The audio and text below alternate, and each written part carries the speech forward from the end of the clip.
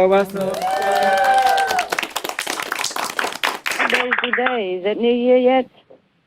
Can you hear me? Yes, Master. Is it New Year already? Not yet. No. Tomorrow, right? Yes, tomorrow. Okay, doesn't matter, right? Does it? No, Master. Don't Doesn't hear matter here. for us because we are working every day. Every day is a New Year day. Yes. You know, we're hectic, busy, and excited. Excited. Adrenaline running, yeah? Because we work a lot. Mm. Are you still happy, yeah? Yes, Master. Thank you. New Year or old year, I forgot to turn on my mobile phone now. Again, it's working now, I hope. Yeah, it's blinking. So that means we are recording. I'm recording. That's a requirement of your brother, whoever that is. He say you must record. I must record on my iPhone so that he can do something. You know, maybe to transfer it into like a, hey, somebody stay in front of the camera. Yeah. Oh, is it me? Oh, yeah, I cover my camera. So, I envy Sakyamuni Buddha and the other masters in the past because I didn't have to do so much. Yeah, can imagine that life is more relaxed for us, eh? Yes, Master. For all of you, no? Yes, Master. Yes, For me too, eh? Yeah, the Buddha just went out in the morning to take some food, to ask for some food, and then, oh, what's happening? Sorry, guys. I did something that shut it off. I'm going to turn it back on, okay, huh? Yes, Master. I have to call your brother, the one who controls my life. I call him first, I call you back, yeah? Yes, Master. I don't know if I have to call him back. Just one moment. I could use a mobile to call. Oh, the phone text. What happened?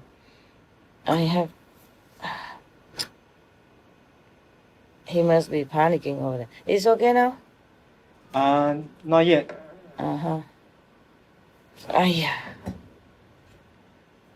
It is because of my life is complicated and I don't know how to handle this computer. You don't see me, right? No. Not yet. Will be seeing me.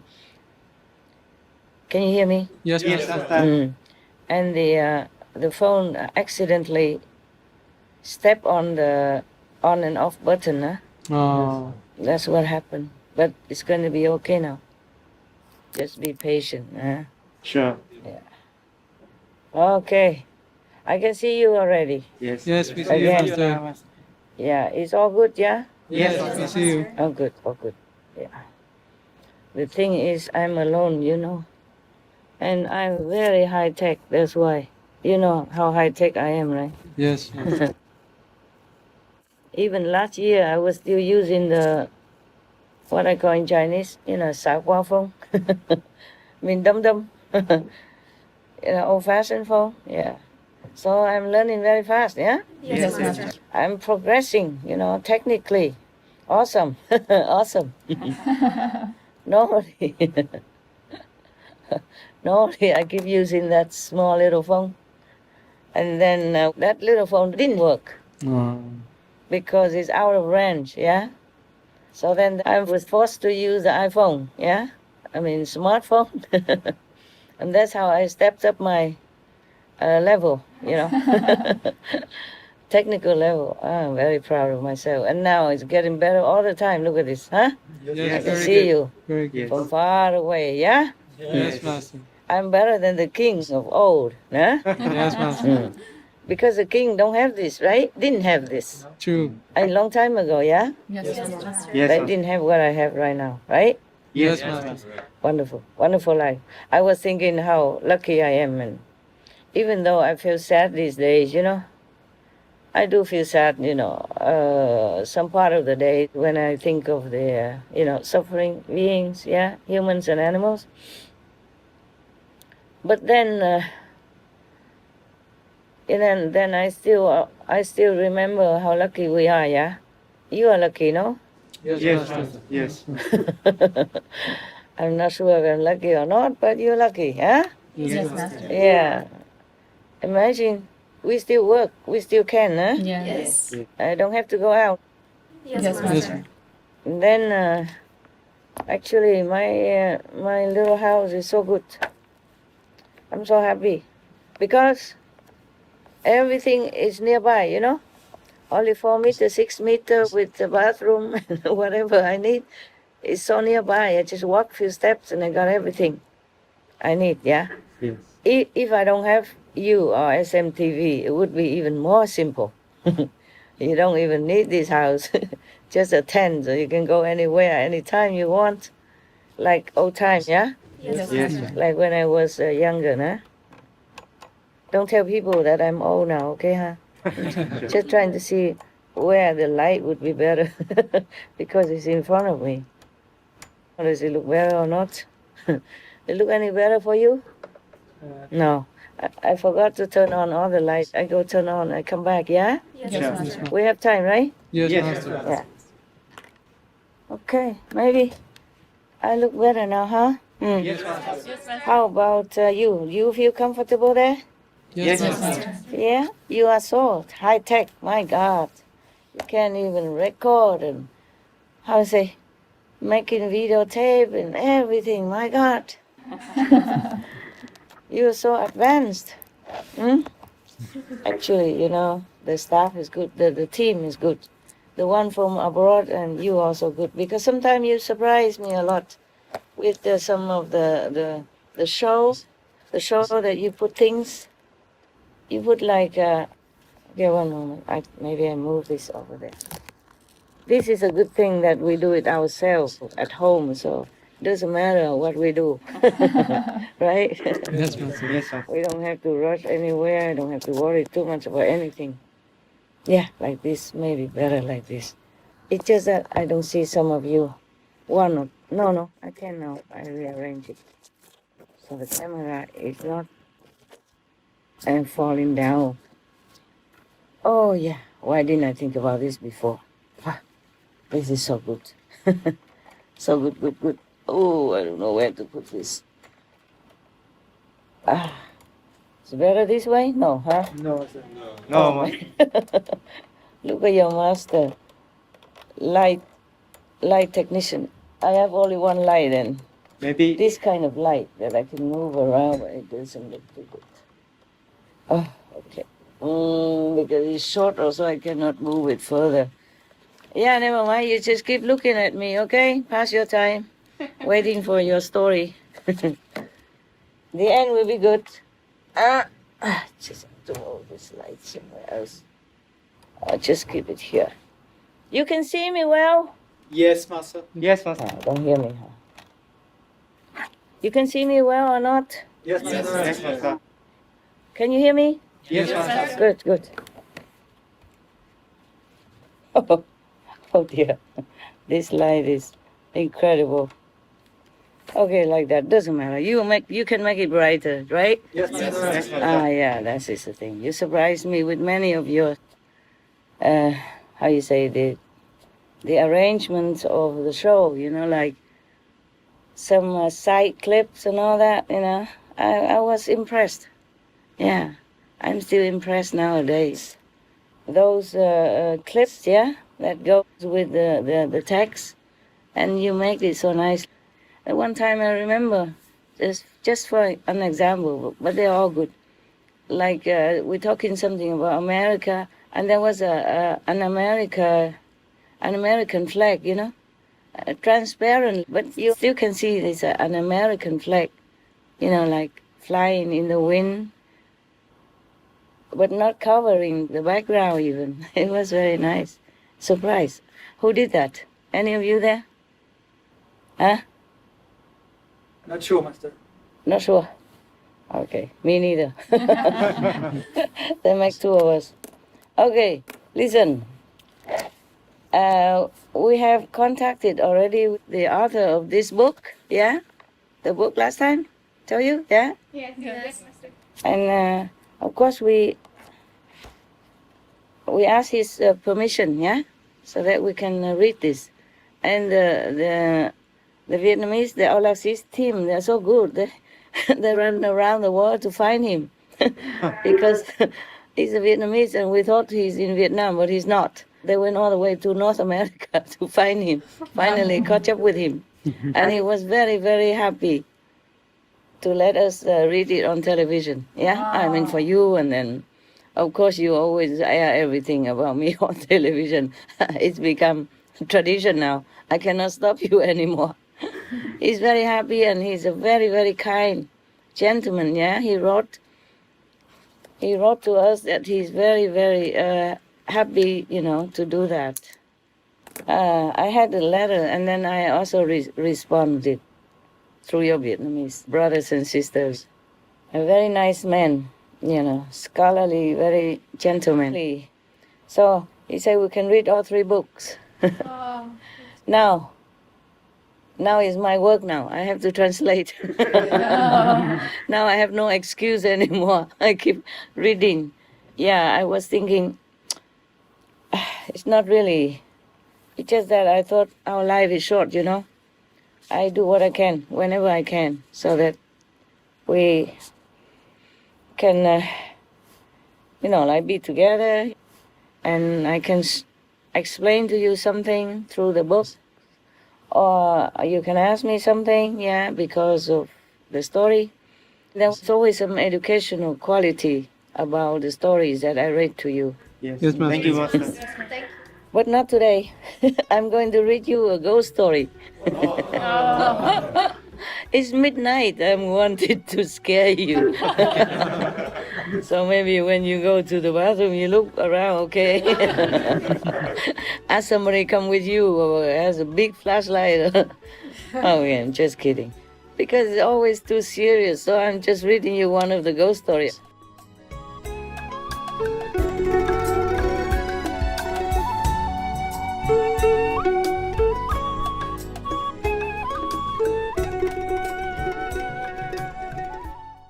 Because it's always too serious, so I'm just reading you one of the ghost stories. Originally, I did not mark this story to read it to you. But today I was thinking to read something to you. And then I came upon this page. So I thought, oh, never mind, I'm going to scare them for a change. There are a couple of ghost stories. Actually, one is about a ghost, one is about a snake that became a beautiful woman. Both are kind of out of outer world, It's not like human story. A human, but not only half human story. So, which one you like? The snake or the man with two wives? One ghost and one human. The snake. The snake. Snake? Okay, snake it is. Just because he became a beautiful woman, huh? You watch it now. Now it's like this. This is a story about a snake. I have to mark it so I know that I already read it. Mostly I just mark those, religious kind of stories, about the Jewish tradition and all that. But that we will have time for all that, okay? Today is almost like New Year, huh? Yes, and Master. after midnight already, right? Yes. What time is it? 1:31. Wow. Aren't we good, huh? We really work day and night, no? Okay, so we spare some time today to talk about the snake. Thank you, Master. This story happened a few thousand years ago. In Vietnam, we also have a story. I also have a book. And in that book mentioned also several snakes, that became a woman, and lure the men, to make trouble for them. Some make trouble, some just to make them fall in love. Okay, this story is about a troublemaker snake. A few thousand years ago, like long time ago, yes. There was a handsome young man. He's a horse rider. One time he rode across the desert. And then suddenly he saw one beautiful woman, beautiful girl, standing in the sand. They say in the sand, not on the sand, so maybe she's half buried or something. Maybe she covered her feet. He was so startled because of her beauty. She's out of this world beauty. And then he got the coup de foudre. That means say love at first sight, yeah? Yes, Master. Yeah. That in French, I get coup de foudre, no? Yes, Master. Yeah, means you have got the, how to say, the lightning of love. The lightning of love strikes you. And then the girl came up to him, held onto his, the, how to say, the rein of the horse. Yes. Yeah, and then told him, I love you. Just like that. I love you. You should marry me. Yeah, and make me your wife. He never uttered any more words. Yes, no, he just lifted her up and put her on his horse together. And then he brought her back to his house. Then he married her. Yeah. Little did he know, this lady, this girl, was a snake. Yeah. And normally, whenever she saw somebody handsome like him, yeah, she would manifest herself, change, like, how you say, she would transform herself into a beautiful woman. And then she would ask him to marry her and then live with him, whoever that may be, yes. So he wasn't the only one. Okay, time passed, and then suddenly this handsome young man slowly fell unwell, and then he fell ill, seriously. And day after day, he was getting worse and worse.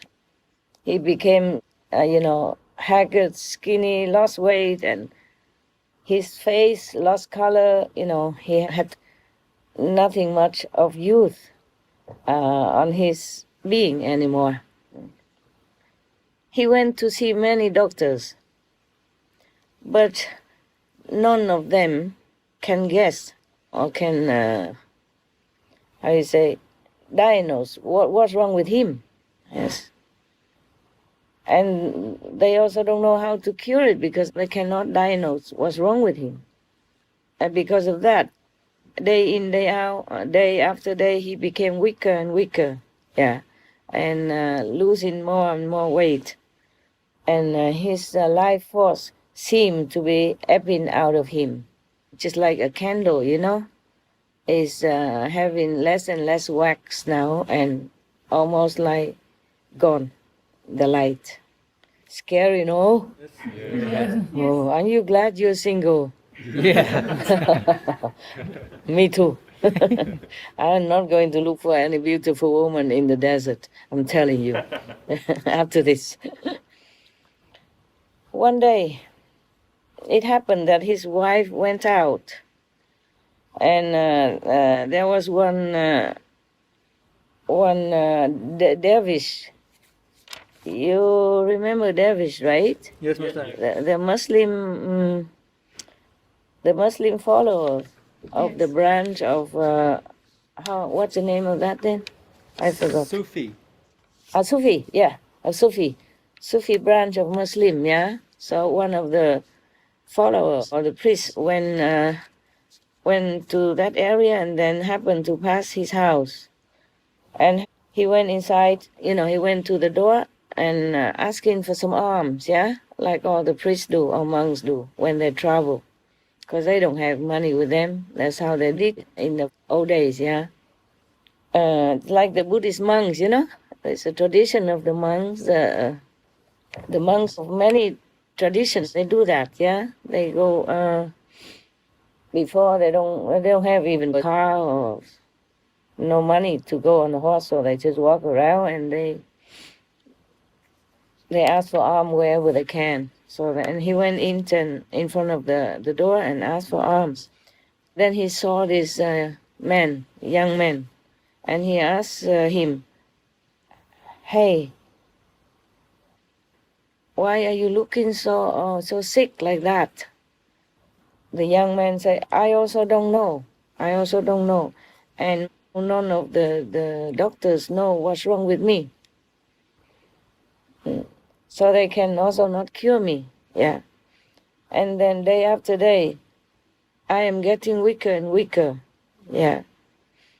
I don't know when I will be better at all. Yeah. So the dervish priest said to him, "Come here. Give me your hand. I have a look." He was looking into his palm, yeah? And he said to him, you have a wife, right? He said, yes, I'm married. So the dervish asked him, do you sleep with your wife at night? The young man say, of course. Yeah, but do you ever see your wife get up at midnight and go out of the room? He said, no, I never pay attention. So the dervish told him, I have to tell you something regretfully, that your wife is not a human. She is a snake. Oh, and then the man was very, very aghast. He could not dare to believe what the dervish priest said. So and then the dervish priest said to him, okay, if you don't believe me, then you can try this and that. Okay? So the man said, well, please tell me what to do. So the dervish said, okay, you, today, when she cooked the soup, you put a lot of salt into her soup.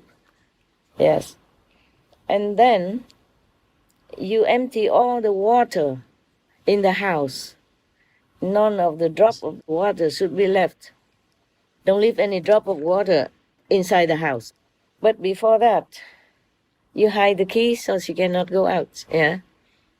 And before that, you cut one of your fingers. And then you put salt on the wound so that the whole night you will be feeling very painful, so you won't be able to sleep.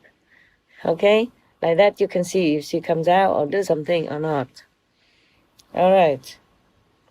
So, the man did exactly everything like the dervish priest told him.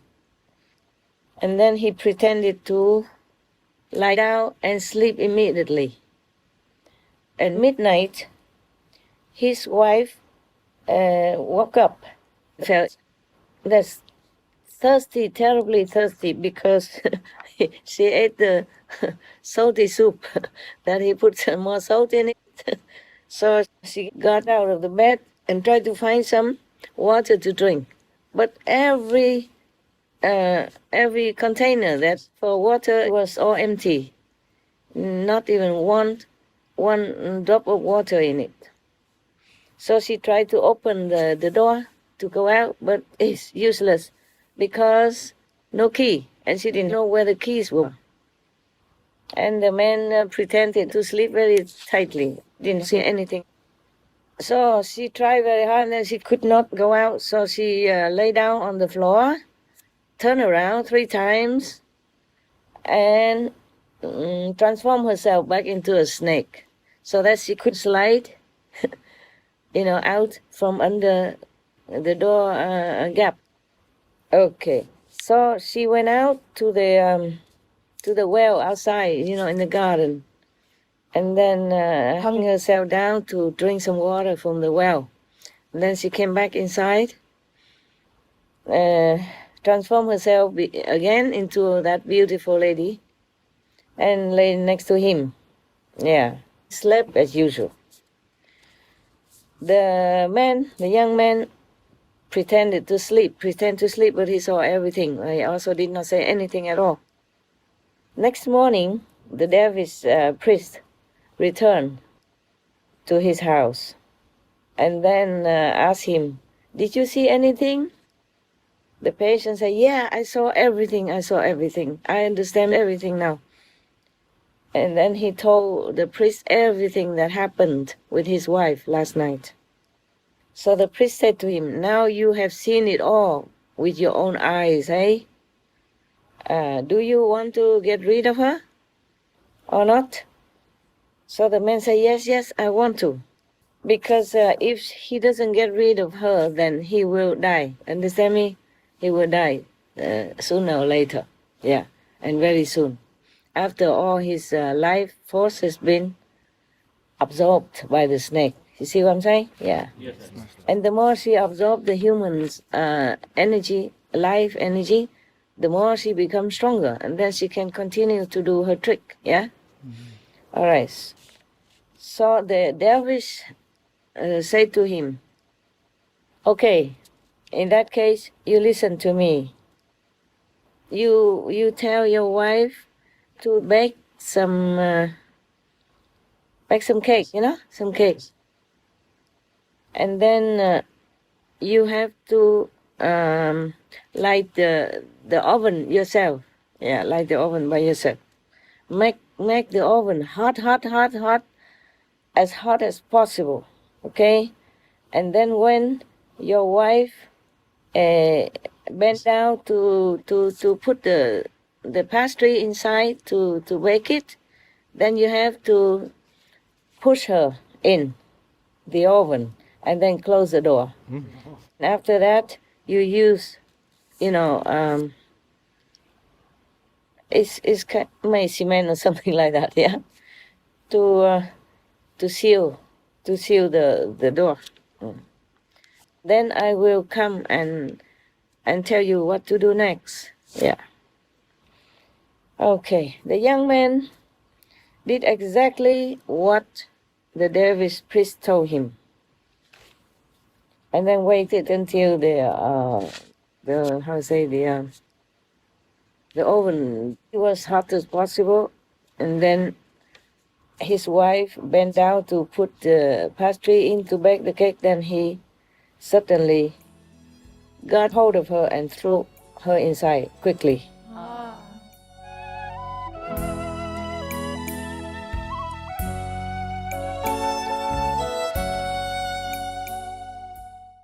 The young man did exactly what the dervish priest told him, and then waited until the oven was hot as possible, and then his wife bent down to put the pastry in to bake the cake. Then he suddenly got hold of her and threw her inside quickly. The old ovens, they are big, yeah? Very, very big, yeah? And then they can put something on top to cook and to bake and everything like that. They can bake underneath and cook on top. On top there's a hole also, yeah? Right? If you don't know, then you can look at to some of the Indians when they bake chapatis with the big oven for the public. In some of the ashrams, they have to make very big ovens like that, and many of them, so that they can bake many chapati at the same time. See what I'm saying? Yes. Because in India, when there's a festival or something, many followers come, maybe tens of thousands or hundreds of thousands. They have to fit them. You got that? Yes. Yes, sir. Like the very big oven, and on top of that, they would put a very big kind of wok upside down, yeah? And then the woman will prepare the chapati paste and then just put them, laying them on top of these hot dome shaped like woks, and then cook the chapatis, cooking like hundreds at one time. Yeah, oh my God, Indian people are really something. Whenever there's a festival, they're very religious. They come hundreds of thousands, at least tens of thousands, and they can fit them all. Very simple. Yeah, maybe they just make curry and eat with the chapatis, just like that. And that's nutritious enough already, because the chapatis, they always use in a whole meal wheat flour. They don't use that white flour or stuff like that. And in the curry, there are many ingredients in it. You see what I'm saying? Yes, Yeah. Master. So there's enough nutrition. Yeah, vegetables and protein stuff like peas and beans, potatoes, yeah, carrots, and other vegetables. They mix together. It's nutritious enough. Curry and chapati. And then people just sit on the floor, yeah, in different, many rows like that, and they just come. One puts the chapati, the other one just pour on the curry. Yeah, that's very organized and very simple, very quick, and people are happy, yes, to eat in the house of the master. You hungry? You want some chapati? Sounds good, eh? Yes, Don't have. I would cook for you if I was with you. Yeah, I would. I would be happy, glad to do that, Thank you, Master. to serve you. A good saints, good boys, good girls, good saints. Despite your personality or your problems, you are still the saints. Thank you, Master. Thank you, Master. Yeah, only saintly people can do the job that you're doing. It looks easy for you because that's your mission. You like to do it, okay?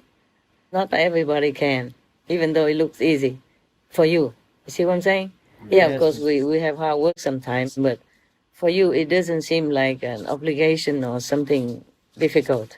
Yeah? You just do it because you want to. Yes, Master. So now, when I was a so-called disciple, every day I clean the yard and I wipe the steps, yeah, the staircase, and was feeling very happy that I'm cleaning the steps, the footsteps of the saints, yeah, cleaning the dirt from the foot of the saints. I was very happy to do that. In any ashram, if I have a chance to work, I always feel very happy, feel privileged and feel lucky, feel there's something inside that's not obligation, feel very, very, how you say, very willing. Do it with love, you know, and with appreciation. Yes. Now we go to India. This is from Egypt, and we went all the way to India, and now we come back to you. Right. And that's that. He sealed the door, yeah. So the next morning, the dervish came. The dervish came back to his house, and then they opened the oven, yeah? And inside they found a wreath of flowers, like those that you give when people die, yeah? Like funeral wreath of flowers, yeah? Inside. But it's all in gold. It's all in gold, yeah. So the dervish picked up this wreath of flowers, and then from that wreath of flowers dropped down one flower, yeah. And that used to be the little finger of the beautiful girl, yeah, the snake. When she's a beautiful girl, that was her little finger. So the dervish picked that flower and gave it to the man for souvenir. I don't know if he wants to remember that, but probably that's what she wants to give to him. And then the dervish left. He took the rest of the flowers with him. That's it.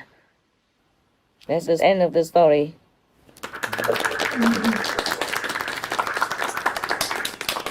This story is supposed to come from the Jewish community in Afghanistan, according to the book footnotes. So it's not all from Jerusalem, yeah? Okay, it's not. Because the Jewish people, they did not have a country before, yeah? They are all over the planet. Anyway, the story is finished.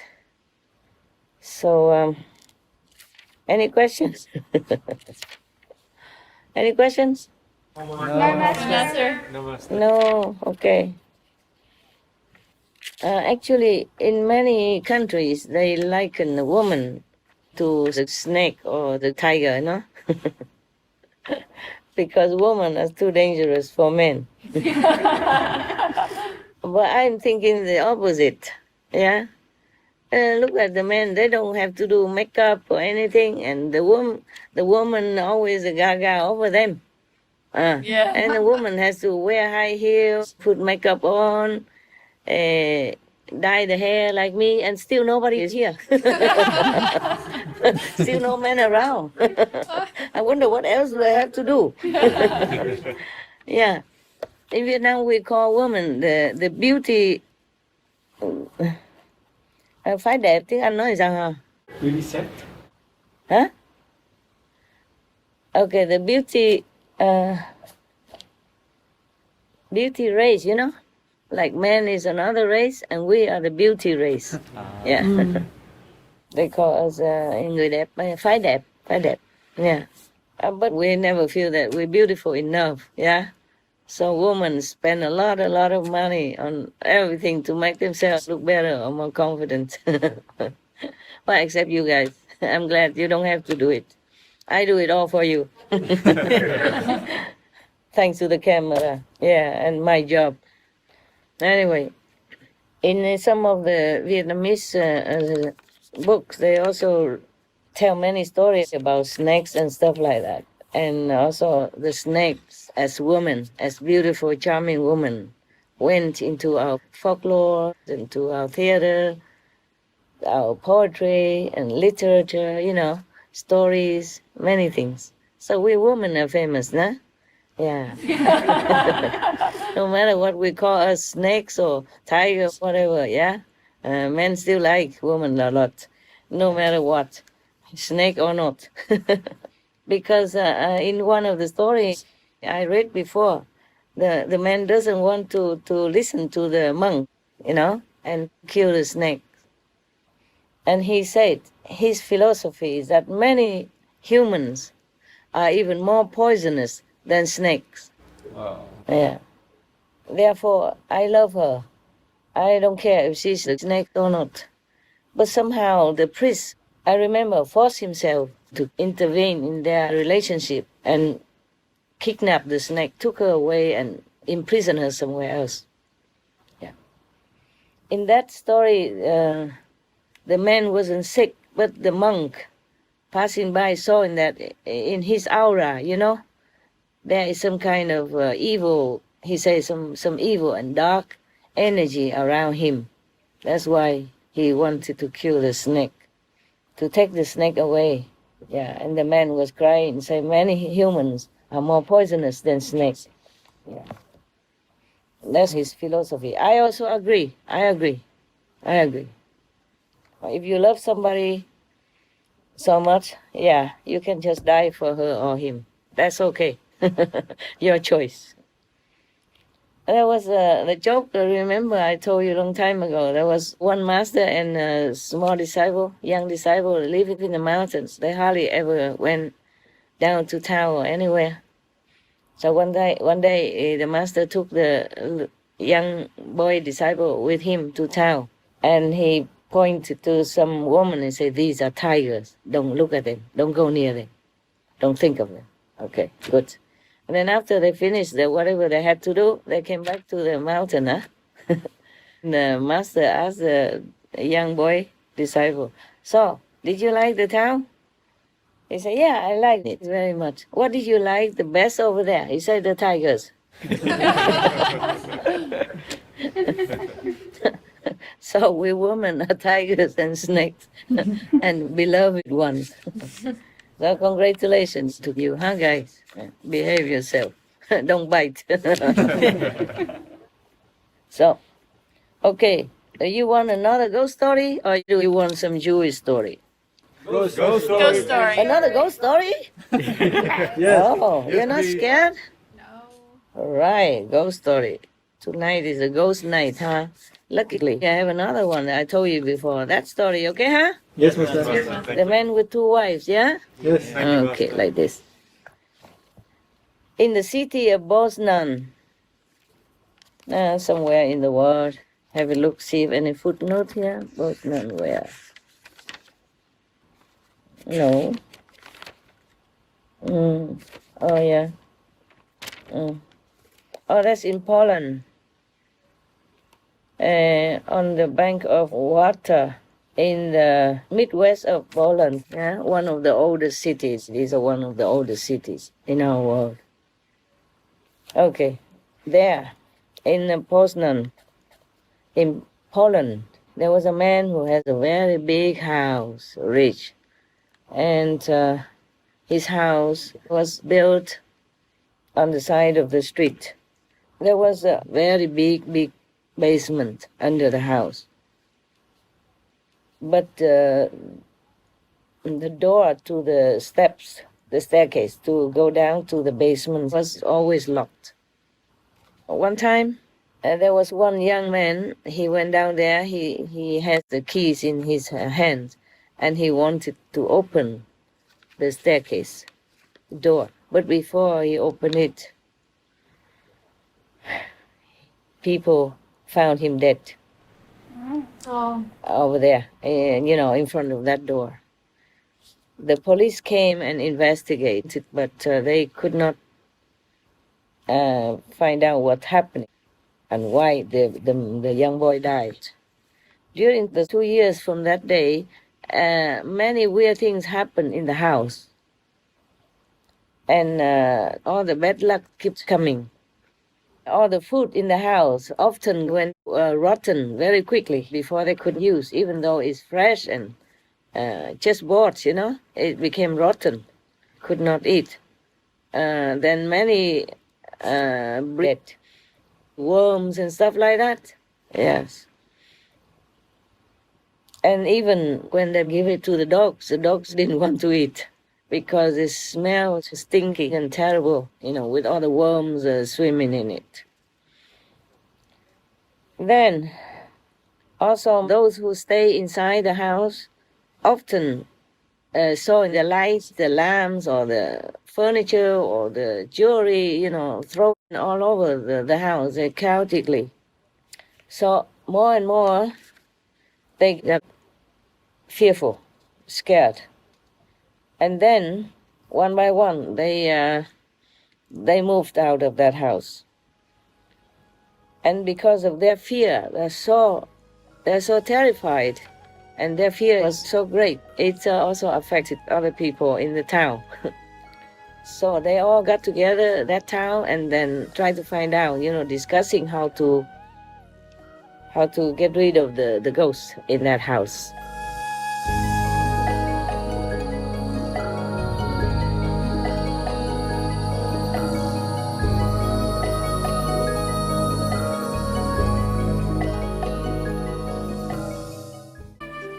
You still can see me, yeah? Yes. Yes. I don't see you very well. I can see, but not too. I don't see myself very well. It's okay, very clear, huh? Very clear. Yes, very clear. Yeah, wow. This is really a miracle, you know that? I am thankful for this. This is one of the miracles. I'm very impressed with. Every day, like sometimes I use a safety pin. Yeah, they're so very tiny safety pin. Tiny ones, some very tiny, yeah? Yes, yes. About 1-2 centimeter tiny. They used to pin those, name of the clothes on top of the dress or something. Yeah. And we have to take it off, the tag. And I was thinking, my God, how can any machine be so clever, more clever than humans, that can make such a tiny safety pin like this? See what I'm saying? With a complete trap and hook and everything in it. Like the big one. The big one may be easier, but so tiny. And it's exactly like a safety pin. I'm always impressed every day. Now it's not much because I stay in one place. Even if I move to another place, but not like I'm going out a lot or buying things, you know what I'm saying? Interacting or doing a lot of activities. So there's not much for me to be impressed with. But even when I see the dog food, the dog pellets they made, some are small, some are big, and they make into the shape of the heart shape for the dog. I don't know if the dog care what shape the food is. They chow down before they even see, but they take time to do this kind of product. And I was sometimes touched, and impressed and grateful that I live in this type of humans period, that many conveniences abound, that our lives are more very, very comfortable. Yes? Yes, Master. I asked people to bring me this the machine that you had outside that has cold water, ice cold water and hot water at the same time. Yes. Yeah, I never knew it existed. Yeah, until just some months ago. They're moving dogs around and they say there's a machine like that. I said, if they don't use it, then what to do? How big is it? Then they told me, before I knew that you guys have them, but I thought it's big, Yeah. And then now some of your brothers described to me that's not big. It's just about 1 meter something, yeah? Yes. And it's about 40 centimeters wide, square like that. So I said, oh, give it to me. Oh, I could use it. It would be heaven if I want a tea, I just open the tap and the boiled water come out, It saved me many minutes to go out, get the filter water and then wait to it to boil and not worry about if I forget, it's all boiled out and whatever, It happened, before. Oh, I said, and then after they brought it, I thought, wow, it's heaven. It's really like heaven. And that is the second heaven I had. Because before, when I'm alone, I don't go to the public lecture or go to the ashram, the public ashram, then I do everything myself. Like I wash the clothes myself, because I don't have a lot of clothes and simple clothes, so I wash by hand. But then the work, the Supreme Master TV work and the dogs and all that really dragged me down. It's too time consuming. So I asked whether or not I could have a small washing machine, very small, that fits in the small bathroom. And then they made it, and that was like heaven for me. Because the water comes in by itself. You don't have to wait for the tap to run the water into the bucket. Well, I used to do that before. It's no problem. When I live in a tent and all that, or even after the tent, I could do that. It's just now I have more work than ever. Yes, Master. So this little small washing machine is like heaven to me. and this ready-made water, hot water, cold water, Yes. If the dogs come, I just open the water for them, yeah? And I don't have to go filter the water or go to the filter area. You see what I'm saying? Yes, Master. Yeah, because this one we don't have to keep changing the filter. We change every half a year even. That's even another heaven type of of lifestyle, Oh, I was so happy. Yeah. So every day, whatever I have, I really appreciate it, and I really am grateful. Yeah, in the physical life,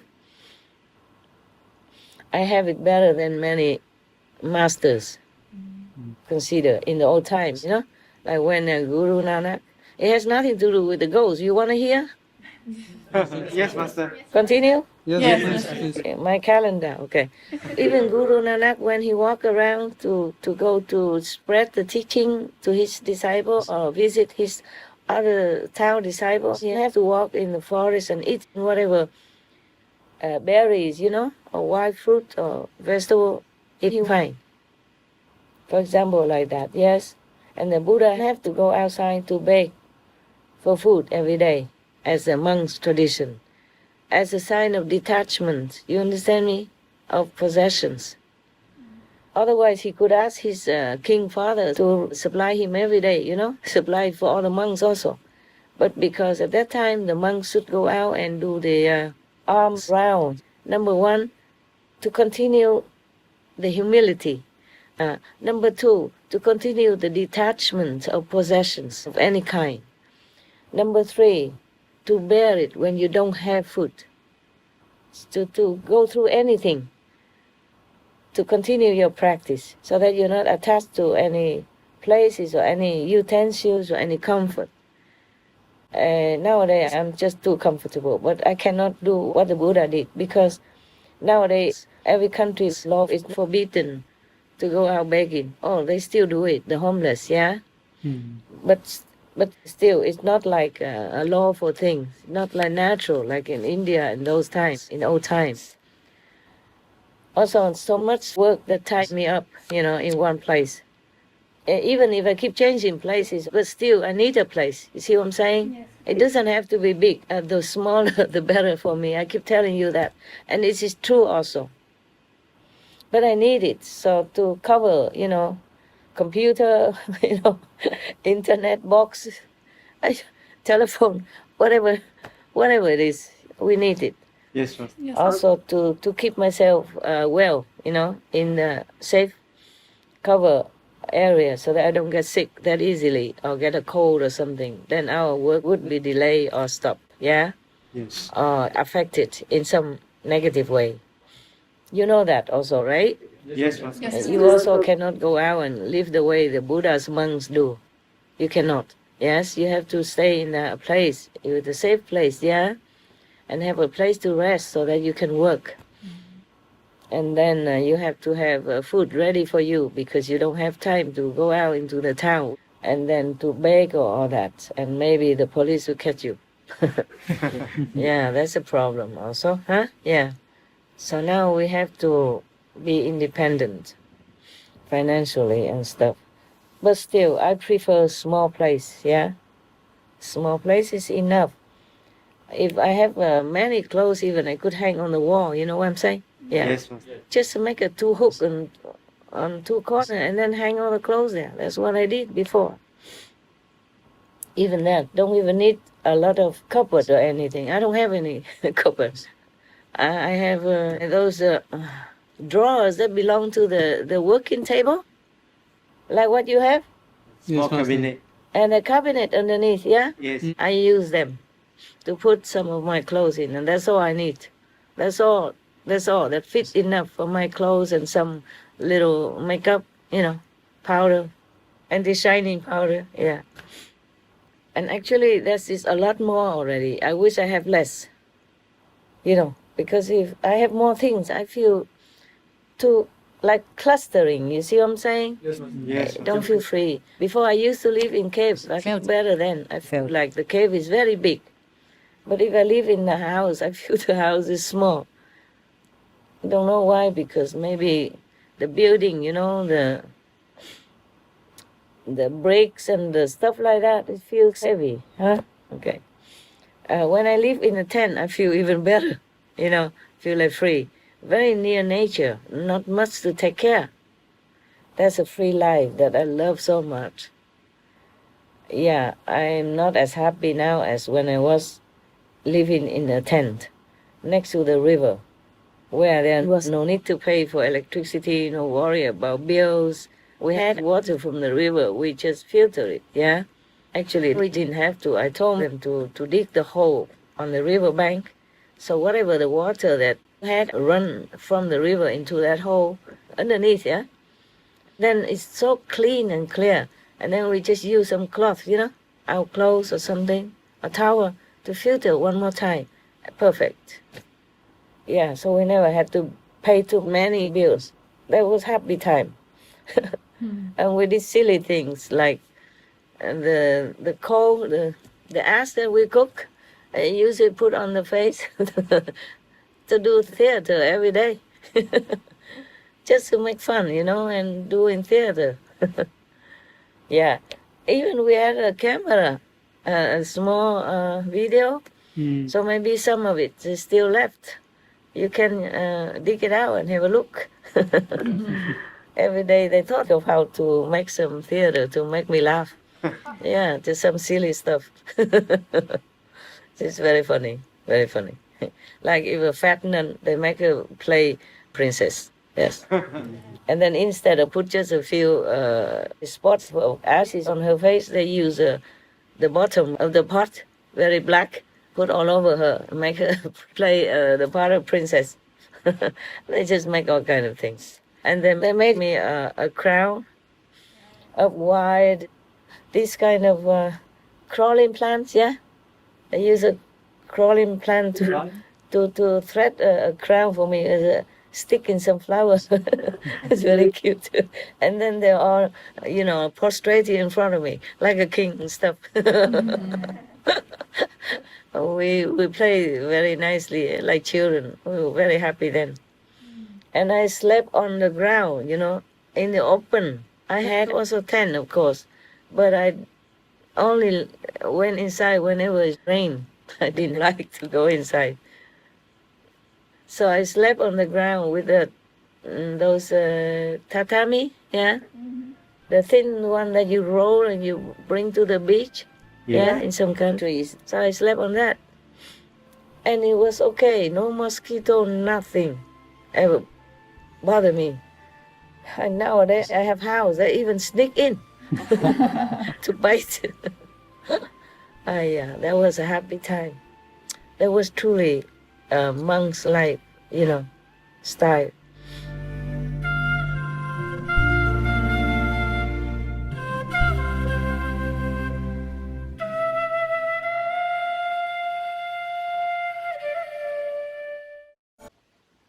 Before that, we did have a little piece of land in Sihu already, small one, like down in the forest hall, not even the whole forest hall like that, just where some of the tents, that's where we had smaller, maybe half an acre or an acre or something, less. So we stay there, and then we make something to sell, so we had some money, we saved some. So when we went to Hào Trá, make tent, live in tent like that for a while, we didn't need to go begging. In Taiwan, it's not allowed to go begging for monks, and I don't see any of them.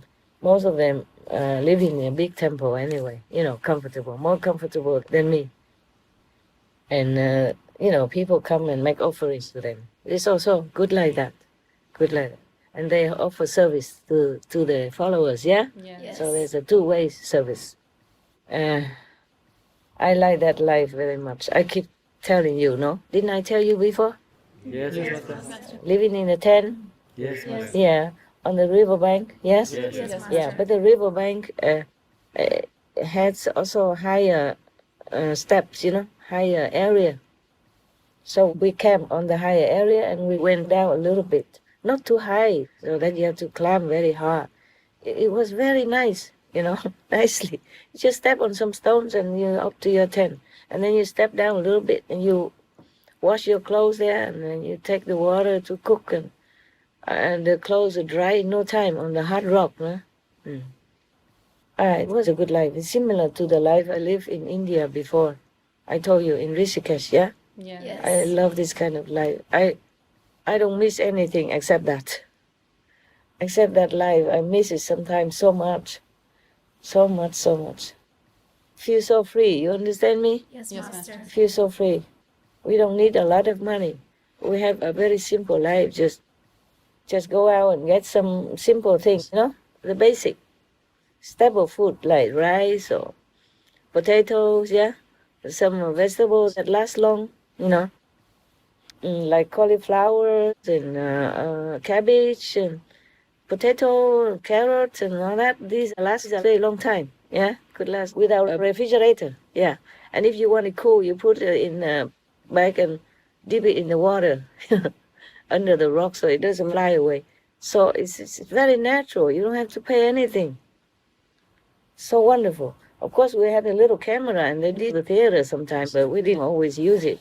And if it ran out of battery, we asked some brother to come in and charge it in his home and bring it back to us. Yes. That kind of life was I really love it so much. So happy time, so happy. We never had any problems, quarrel, or any bad words, or any, bad temperament, or quarreling with each other. Nothing, nada, niente, nix. Always happy every day. Either sit there on the rock meditating, or hibernate in the tent, or walk around the banks, or climbing the mountains, or go look for some wild food, wild vegetables. Yeah, everybody was happy. Yeah. I was happy. I never asked if they're happy or not, but I never saw them crying or complain, so they must have been happy. Yes. Nobody wanted to come back to Sihu before. Yeah, we had a little piece of Sihu there before. We didn't have as big as now. You see what I'm saying? Just a 1/50th of it. Yeah. 1/5 of it. Yeah, or 1/10 of it. I don't know. 10% of what we have now. Something like that. Even then, we didn't want to come back. It's more convenient, but didn't want to. But then I had to. Maybe I had to because of some program. I already wanted to go out to lecture. Already prepare or something. I don't remember why we came back. Yeah, must be some lecture waiting. Yes. Okay, you want the ghost. Not my calendar. I'm going to read you the ghost. Why was it that I talked so long? Did I? I already started the story, right? Yes, Master. Okay, so the man died. Nobody knew why, yeah? And then after many weird things happened, then they tried to get many priests.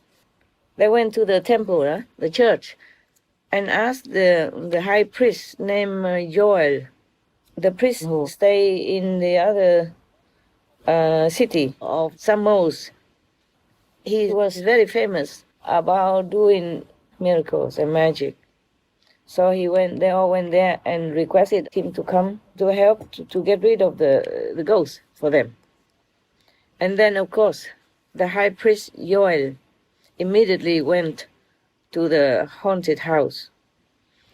And then he was very sincerely and kindly requesting all these ghosts, please leave the house. He asked them, why are you haunting this house? Don't you know? He talked to them, he preached to them. He said, don't you know that you have no right to stay among living human beings? According to your position, your race, yeah? You should go to some wilderness or somewhere ugly, dirty. You should not stay among humans. Who allow you? Who allow you to stay with humans? So the ghost, the soul of the ghost, answer him. He could talk to the ghost. You see, some people can. Yes, some of my disciples can. Association members can. So the ghost said to the high priest Joel, in general, is it like that? Yes, but this house belongs to us, and we have the right, legal right to stay here. Yeah. So the priest Joel asked him, how do you know that this legally belongs to you guys? Yeah, when you never went to the court to claim it or to declare it. Yes. Okay, so now, first thing is that you have to bring your story, your complaint. Go to the Bosnian court, yeah? And then if your case is correct, and if you win the court case, then you can say that you have the right to possess this house. Nobody can put himself above the law, even the ghost. That's what the priest said to him. Yeah, to them. The ghost heard all this advice, and then they agreed. They say, okay, we will go to Poznan court and air our grievance. Next day, together with the high priest Joel and also the other lesser local priests and the human owner of the house and the ghost went to the court. When everybody sat down already, suddenly they heard a voice, but they didn't see anyone. They just heard a voice. And that voice say, Your Honor, Please, I want to explain my situation. Is that long time before today, a long time ago, there was a person. He was a jeweler. He makes jewels. Yeah, he's a jeweler, right? Jeweler. He stayed in that house, and then he had two wives. One was the human wife, and the other one was a demon wife, or a ghost wife. But he loved the ghost wife more than the human wife. He loved her so much that even in the middle of the prayer time, he would drop it and run back home from the church in order to be with the ghost wife. So, like that, he continued to stay with the two wives, and both of them had born children with him. But the human wife did not know anything about the second wife, who was the ghost. But one day, she found out. It's like this. In the feast of Passover, you know Passover, yeah? Yes. You know, the festival of Passover, yeah? Yes. Yes. You know what, right? Yes, Master. Yeah, that's a festival to celebrate the time that the Jews escaped from Egypt and passed over the sea to be in safety. Yeah, otherwise they would have been chased by the Egyptian army, and they will not be able to survive. Yeah, because after they pass over the water, the sea opened for them to pass over, to walk over, and after they all walked over, the sea closed it again. So the other soldiers of the Egyptians were drowning or they had not come down. Yeah. You know that story, right? Yes, Yes, Master. Master. Just in case you forgot. So now, where were we? Yeah, one day the human wife found out because it was the festival, the Passover feast, and in the middle of the party, the husband stood up saying that he had to go to the bathroom. But the mother and many children, their children were waiting a long time and didn't see him coming back. So she stepped out and went looking for him, worried that something might happen to him. And then she went home. She looked everywhere in the house and didn't see him. In the bathroom didn't have. So she went down to the basement. And because the basement door was always locked, so she looked through the hole of the lock, and she saw a beautiful furniture set, you know, with a table and sofa and chair, gold plated. And there was a beautiful bed, luxuriously decorated. And on that bed, there was one beautiful woman sitting there without any clothes. Yeah. And on top of that, her husband was kind of embracing her and, you know, kissing her and all that, as a husband would have done to a wife. So this woman, the poor human wife, was so scared, frightened. She ran back to the dining room. She could not speak one word. She just sat there, you know, as if she had lost her mind. And all her body, you know, became trembling. Yeah. After a while, the husband came back to the dining table. The wife also did not say anything. And then all the evening after that, she never spoke one word to him. Next morning, when the light broke, she immediately went out to have a look, to find the priest, and told him everything that she had seen. And then the priest you should know this is a Jewish story, okay? So a priest is like a rabbi also, yeah? And some rank like that. So she talked to the rabbi instead of, I just say the priest, but it's a rabbi, you know, in their language, in their religious terminology.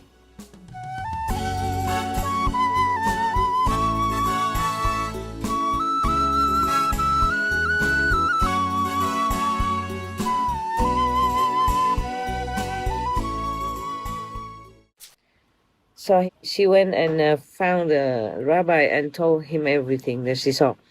And then the rabbi asked the husband to come to him. And then the husband confessed everything. The husband said, yes, Rabbi, everything you heard is all correct. It's like that. I have another wife, but she doesn't belong to the human race. So then the rabbi gave him some kind of bùa, là tiếng bùa, tiếng Anh là nói gì hả? Bùa. I know, I just forgot. Some kind of talisman, you know? Talisman, yeah? Yes. To protect him. It's from, you know, people, sometimes a magician or the priest give people something to hold on or to wear, so to, to defend from the negative force or some negative ghost or something like that. So he gave him one of these talisman kind of papers, yeah, and gave it to him and told him that. And he wrote many names of the saints on it, and then wore it on his neck. Yeah. After a while, this really had an effect, and he could never be so intimate with that ghost wife anymore. And then finally, he abandoned her. Yeah. Oh, everybody was all ears, you know. And the ghost continued saying, many years already. Many years passed, and then the jeweler passed away. Before he died, the ghost wife came to him and was crying big tears and told him, please, darling, please have pity on many of our young little children. Yes. Don't make them become homeless. Yeah. So, and then the ghost, she used all her charm, you know, a smile and all that at him, and sat next to him, and then hug him, embrace him until he agreed to let this ghost wife and the children stay in one part of the house. That is the basement. Yeah.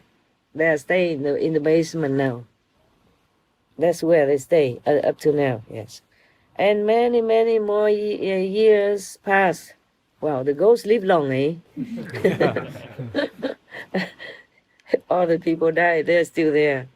Many, many more years passed, and the whole of Poland had to endure war, chaotic situations and refugee situation and all that.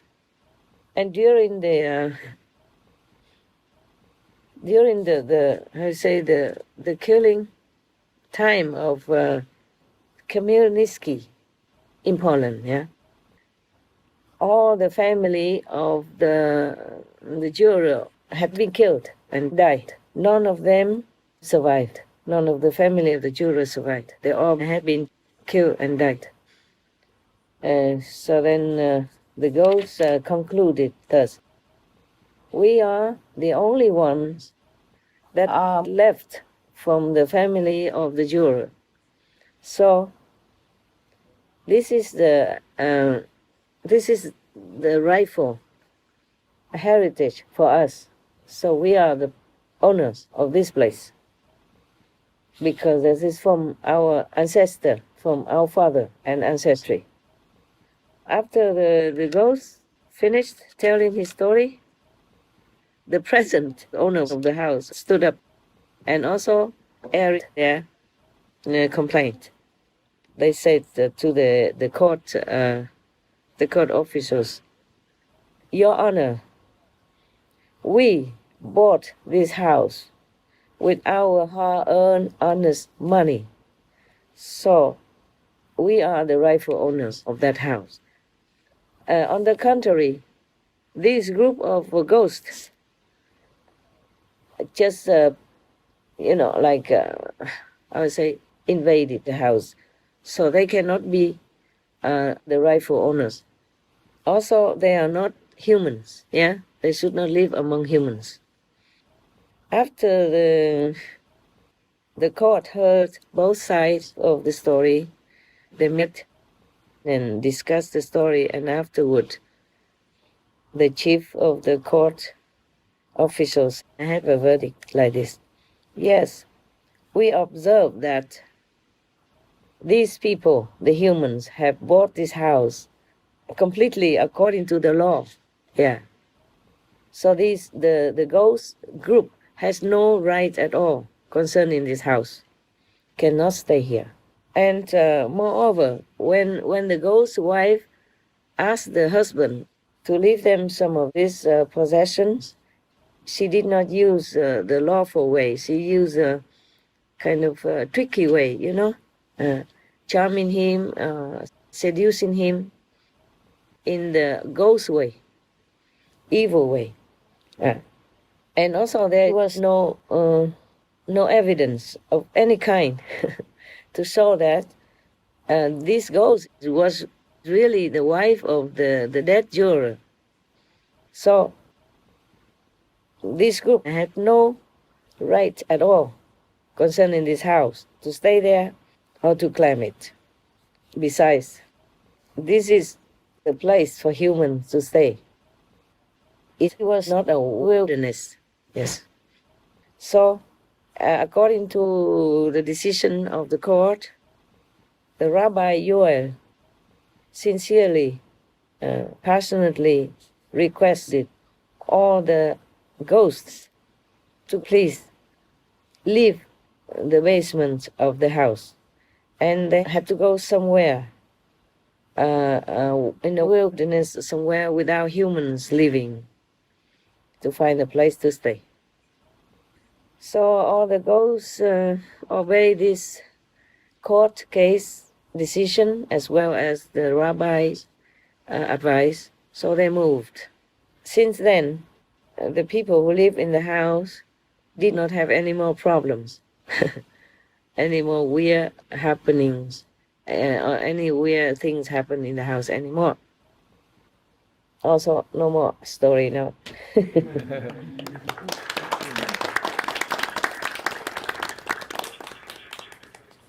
Okay lah, huh? Yes, thank you, Thank you, Master. Yeah. Oh my God. Everywhere we have why in every period of the time on earth. If not war there, war here. That war in Poland, lasted more than 10 years, and many people died. Just died for nothing. Because the Ukraine people were there, and then they fought with Poland. Ukraine didn't want Poland to control them, so they made a revolution and then fighting with each other. From 1648 to 1657, almost 10 years, huh? A lot of people died. It's almost like ethnic cleansing. It's very sad. Our story of the world, of the earth, is really a sad story, yeah? Yes. If you keep continue reading the history. We have not learned much since ever. Since forever. We war, we kill, we possess. So we cannot blame the ghosts in here, can we? No, Master. sometimes you go through the official channel. It doesn't mean that you will get the attention you need or the just decision that you need from the law either.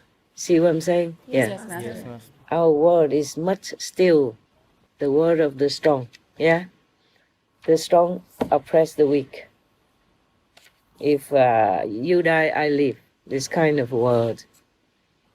And I don't know how people continue this trend of life because it's useless. Sooner or later, we will all die anyway. What for? Fighting so much for this and that, for the house and for the land or anything. Yes. All those in the story, the humans had the right to live in that house, to own the house, because they bought it with their own, rightly earned money. Yeah. Still, the ghosts were also not at fault. Yeah? Yes, Yes, Master.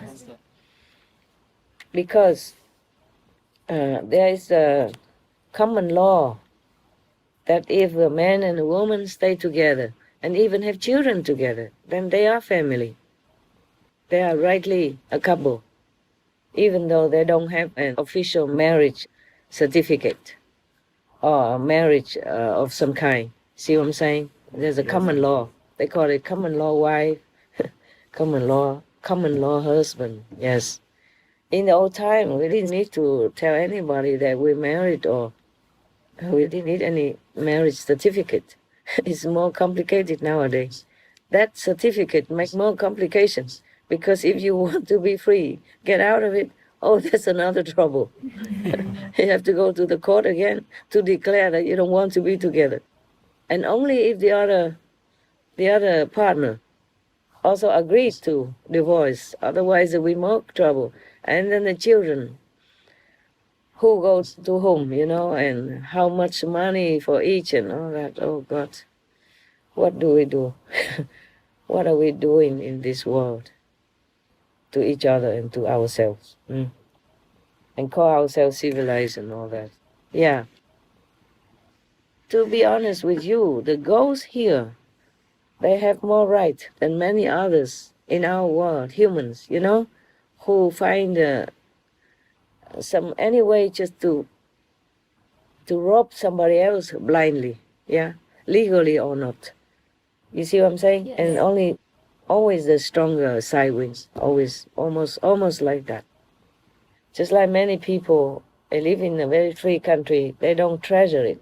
They abuse the freedom, They do all kinds of things to make trouble for the country, for the government, for the police, because they're free to do what they want in certain countries. Then until they don't have it anymore, and then they do the same again, also protest the unfreedom, and then complain that the government doesn't give them freedom, it's not democratic and all that. And when they have democracy, when they have freedom, they don't use it wisely. You see what I'm saying? Yes, Yes, Master. Master. Yes, and making more trouble, and then until the government has to change that tactic and become like a more controlling body in order to keep the society in order, in peace, so everybody can continue working to earn a living, not every day having trouble on the street, or destruction on the street and broken doors or broken glass of the businesses, and people don't dare to go out to open their shops and cannot go out to work, and because of traffic stopped and because of danger of the protesters or whatever that is. You see what I'm saying? Yes, Master. Yes. Yeah, so that is not right either, yeah? No, Master. And in some countries they don't have the right to even protest, yeah? Yes, Master. Yeah, so they also have so-called peace. They have also peace, but then under suppression. Yeah, that's also not right. So we have to do everything in the middle way. We have to not do anything in the extreme. I think that's the best, because we have to consider others around us. Yeah, consider others who have less than what we have under any situation. You see what I'm saying? Yeah. Even in the free countries, sometimes they don't always have this justice. And the court and the police and the one on the side of the law are not always fair and just either, yeah? It depends also on the location and who is the judge, who is the police also, like that. It's very difficult to live in this world, isn't it, huh? Yes. That's true. I feel sorry for humans all the time. Yeah, many things happen without justice. Many people live in fear, even in the country of freedom. I heard, recently some country during the election, yes, one party keep, threatening the other party members and making them fearful to identify themselves as belonging to what and what party. I read that in the newspapers. You understand what I'm saying? Yes, This is not right. And that's supposed to be the most democratic country in the world, or at least one of the most. And people are fearful to identify themselves as a party member of what party. They are fearful to even show their ideal, their opinion. Everyone is entitled to have a choice, yeah, and an ideal choice of what party they should belong to or support, and what president they should support and believe. But using fear tactics, like that, is not right, okay? And it happened in many countries, not just one. Even the most so-called free country. It has this kind of thing, that people are stalking each other to write down their ID so that they can identify who's the so-called enemy. The other party is not your enemy. Yeah, doing like that, you divide the country, you divide your strength, and then the enemy might win. That is the thing. And then you might lose your freedom before you even know it. Because you broke it, because you ruin it, because you make it damaged. Like if a house has a hole or something, then snakes or insects and all that will come in and will harm you, okay? Yes, Master.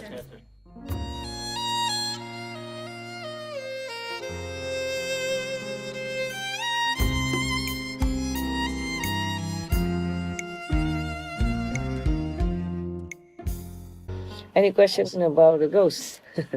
Yes, Master. Yes? Oh, you have questions? Wonderful. For the ghost, Master, some people will die and become ghosts. Then why is that so? And how long will they remain a ghost before they can reincarnate or go somewhere? It depends on their karma, eh? Depends on how much bad karma they did and what kind, okay?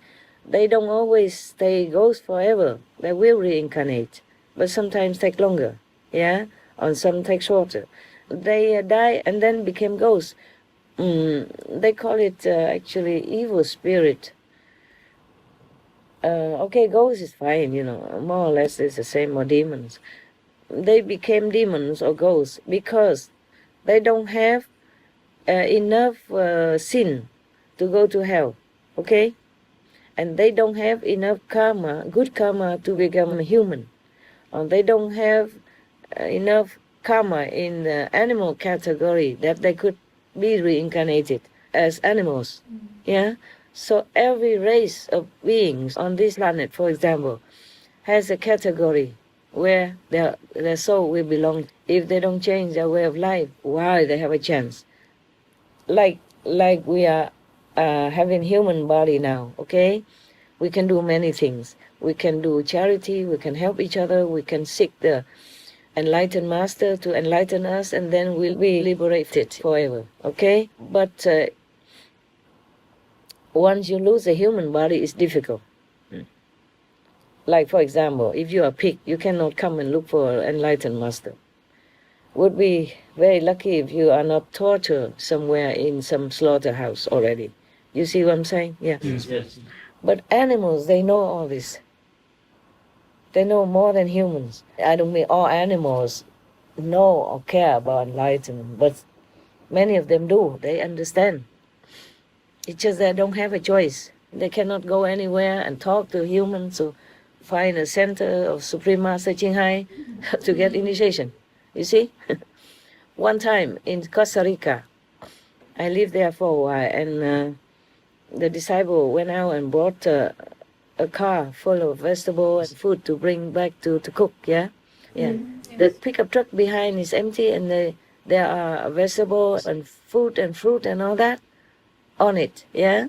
And they just park inside the driveway. And the cow, at that time we never had any, fence around any of our centers. And the cow from the neighbor somewhere went running to the truck.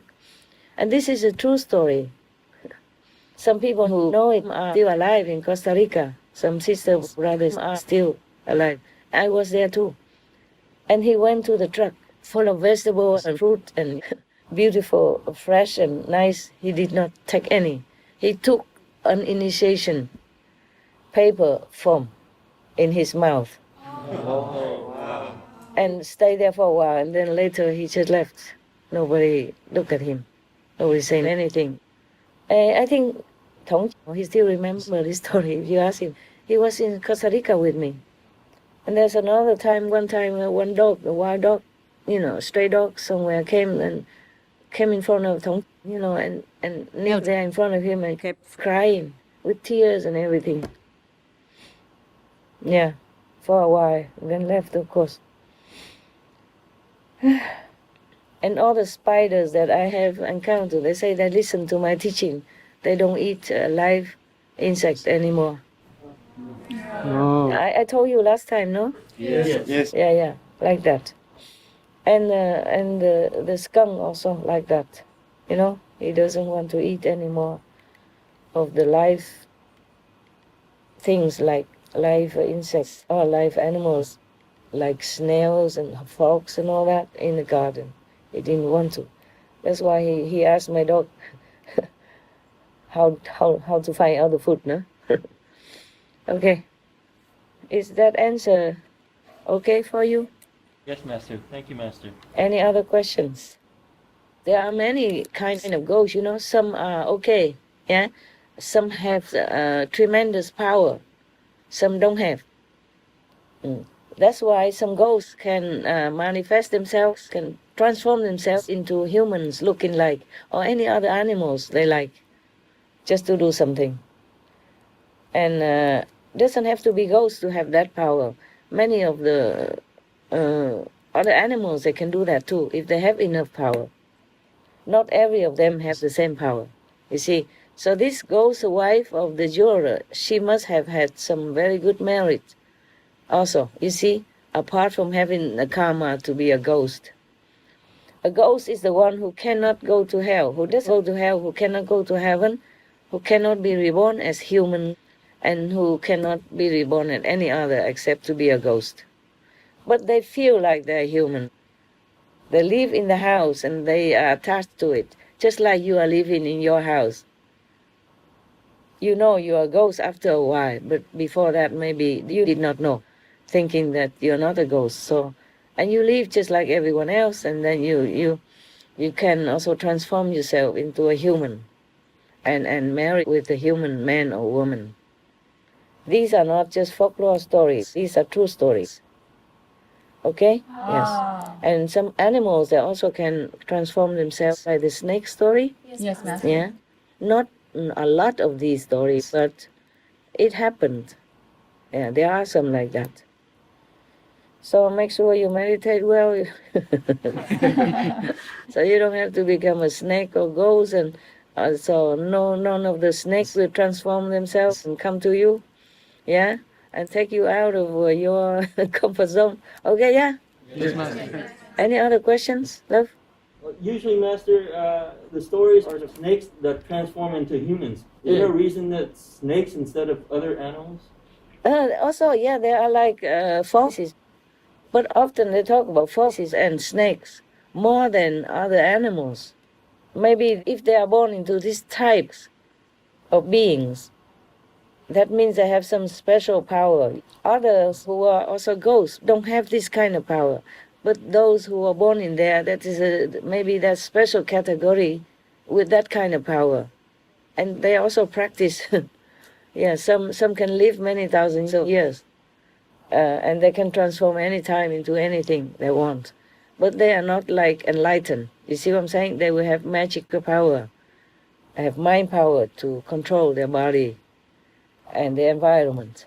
They can manifest not just their own body, but many other things, like a beautiful house or something, or some fruit, or some trees. It depends on what purpose they want at that time. But they cannot stay like a human forever.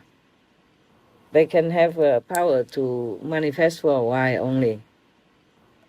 Because anything takes energy. You see what I'm saying? Yes. So if they are with the husband or something, then they manifest, or they transform into humans. But whenever they can, like they sneak into the bathroom or go out somewhere to be a snake for a while, because it takes sustaining energy to continue to be a human.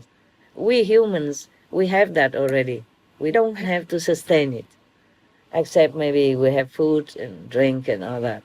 But that power to be a human is already inherent before you were born. That's why you can be a human. Yes, for them it's different. They're destined to be a snake or whatever that is, because they did not have enough human quality. Remember I told you how many points in order to be a human? Yes, Master. Yes.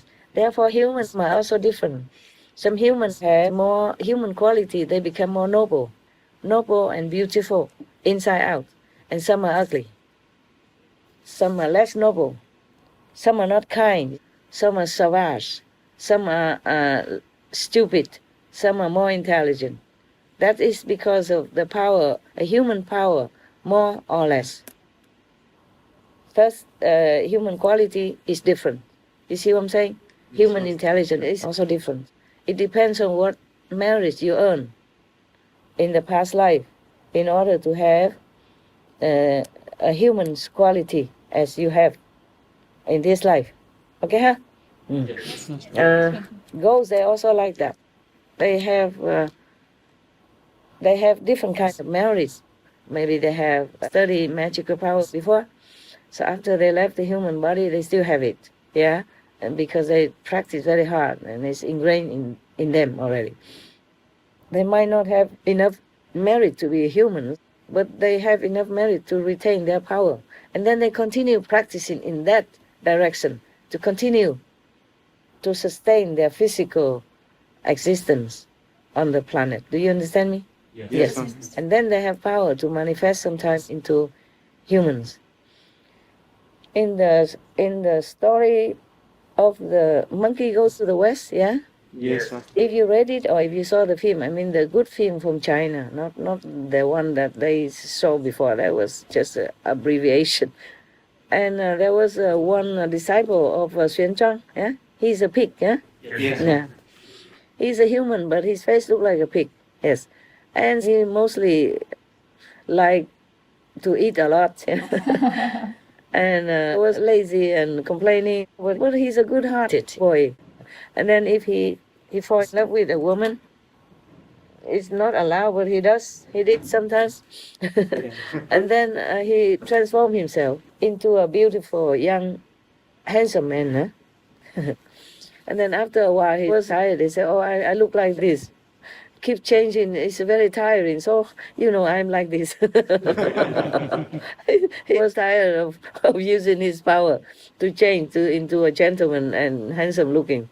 So one day he just told her, I'm like this, It's too tiring to keep changing. Yeah. Like that. Many ghosts, they also don't have as much power as the ghosts in this story, yeah? That could even speak loudly and clearly in human language like that. But in order to do that, it takes them a lot of power. You see, energy, okay? After that, they go home, they may be exhausted, have to replenish their energy again in some form of magical practice. You see what I'm saying? Yes. So, and mostly ghosts are not allowed to stay with humans because their energy is darker, lower, heavy, yeah? if they stay around humans, they will affect humans in a bad way. That's why I'm trying to room up all these zealous ghosts around the planet. You see what I'm saying? Yes, Master. Yeah, some of them are very stubborn and strong. They are powerful. They are not as powerful as some big god, but they are powerful in some level. So therefore, in the astral world, they often go up to the higher astral level and fight with the heaven there to get more property, more space, yeah, or just fight or something. Yes.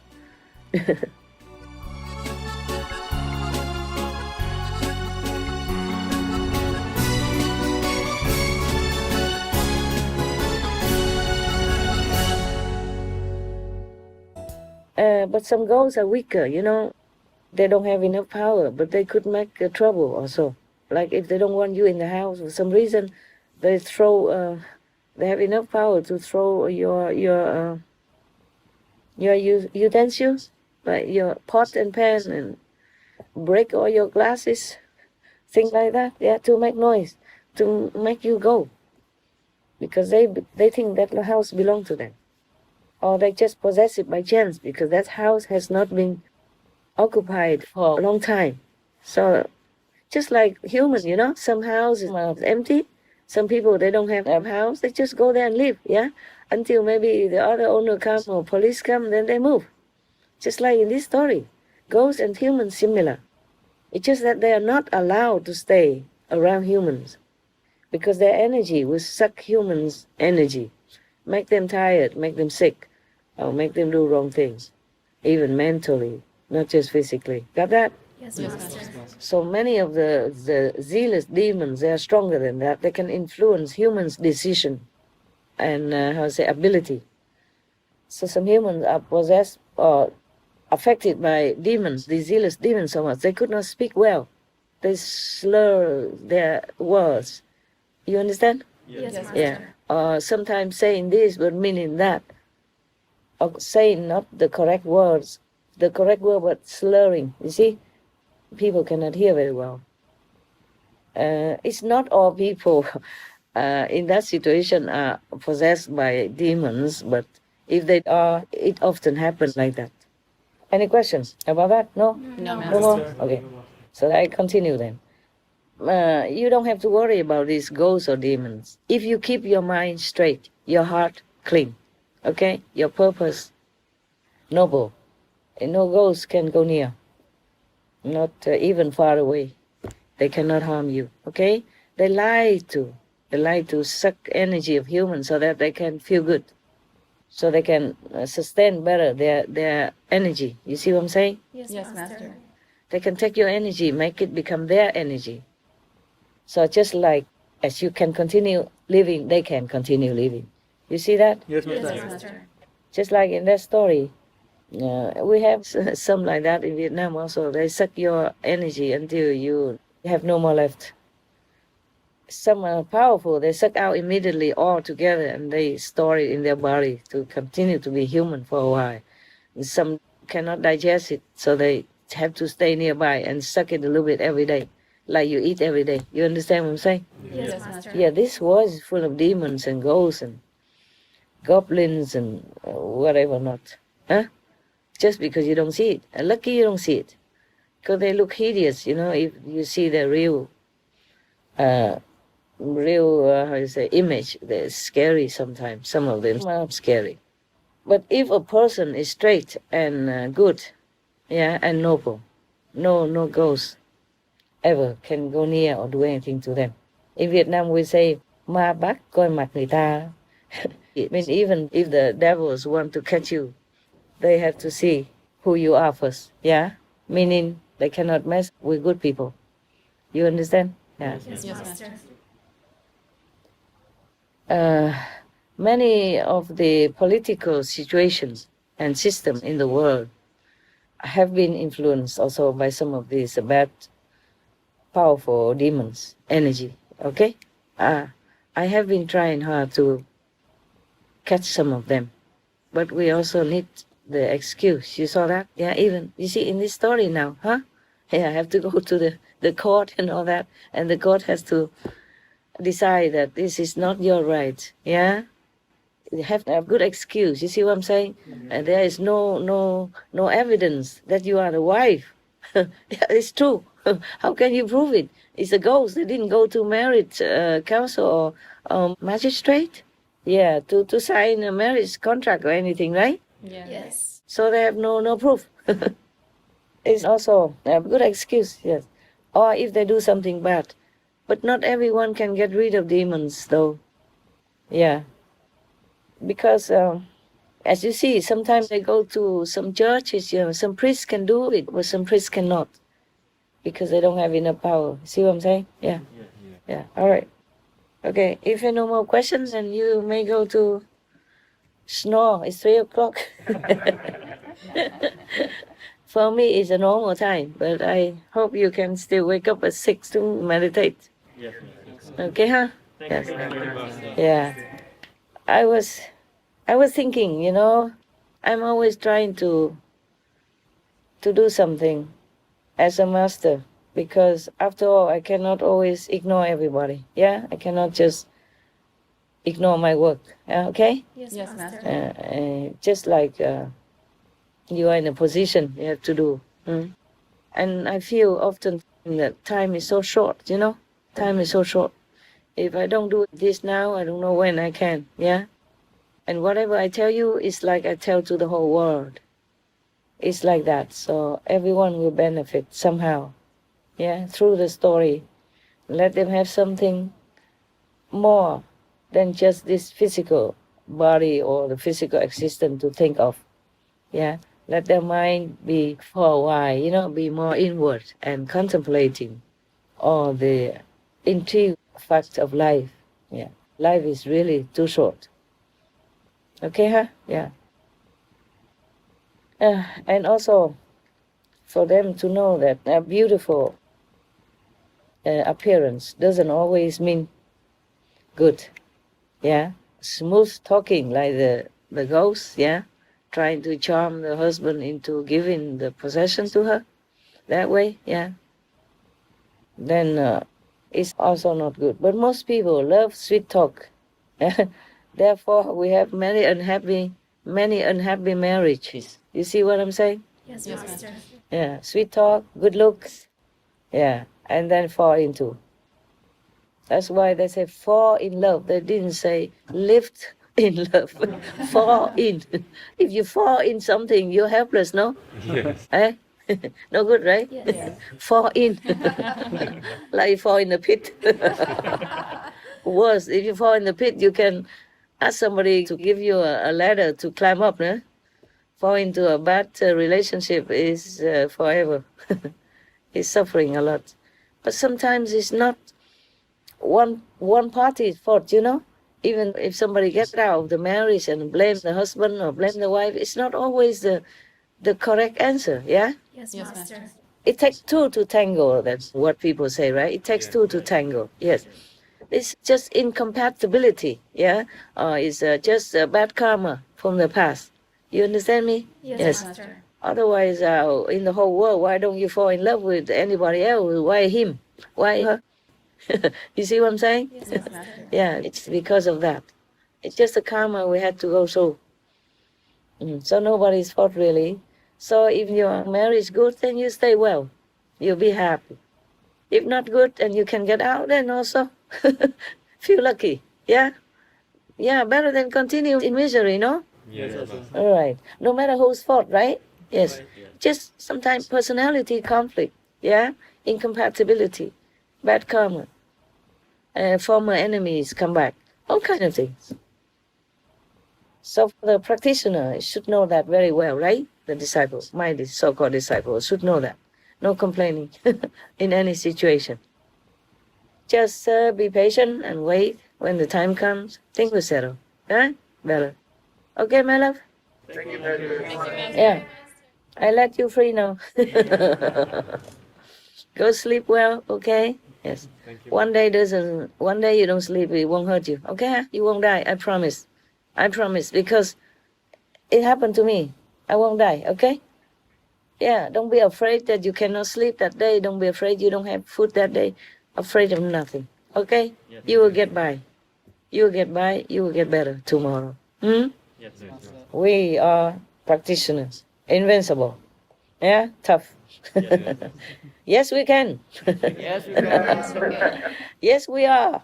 Yes, we are. We are tough. Yes, we are. Yes, We can change the world. We can change the world. Yeah.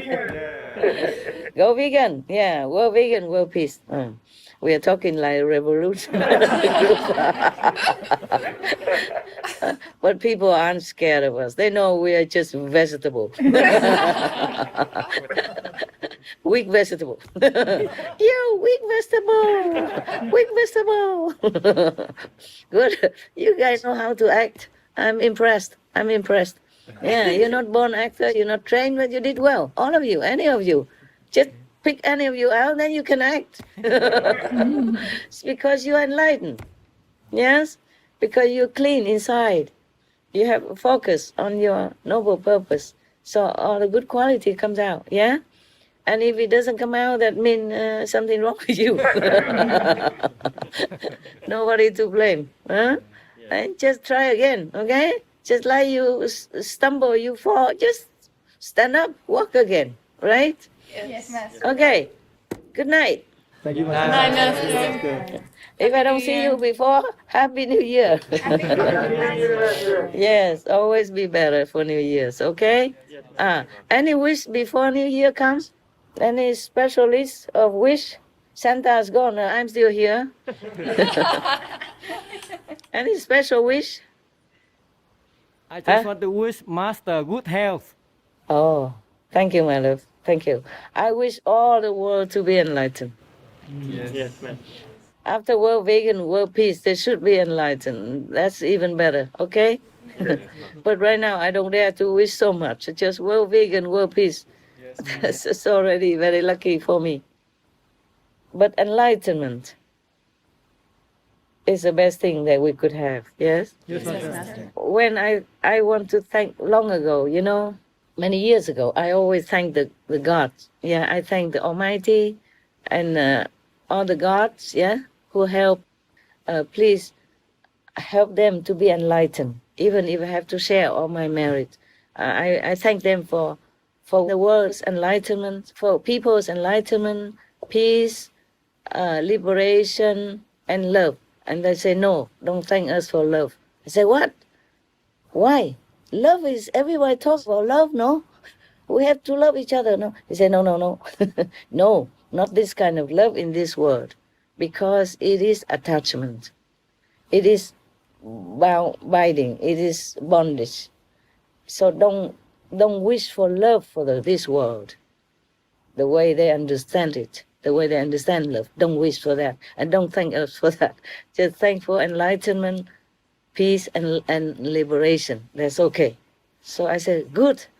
Then I keep saying that. Because I was surprised, How can I not mention love here? How can I not wish for humans who have love? So they explained that to me. Because in my mind, love is different. You know what I'm saying? Yes, Master. So I didn't think there's something wrong. But they say in the world, this love is not good for them, okay? Whatever love that they think. So just pray for humans to be enlightened, to have peace, enlightenment, and liberation.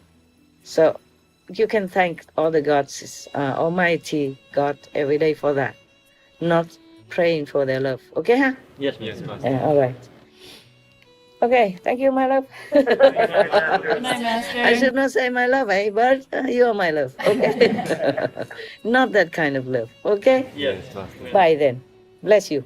Thank you, Master. Love you so much. Love you, Master. Thank you. Love you, Master. Ciao. Ciao, Master.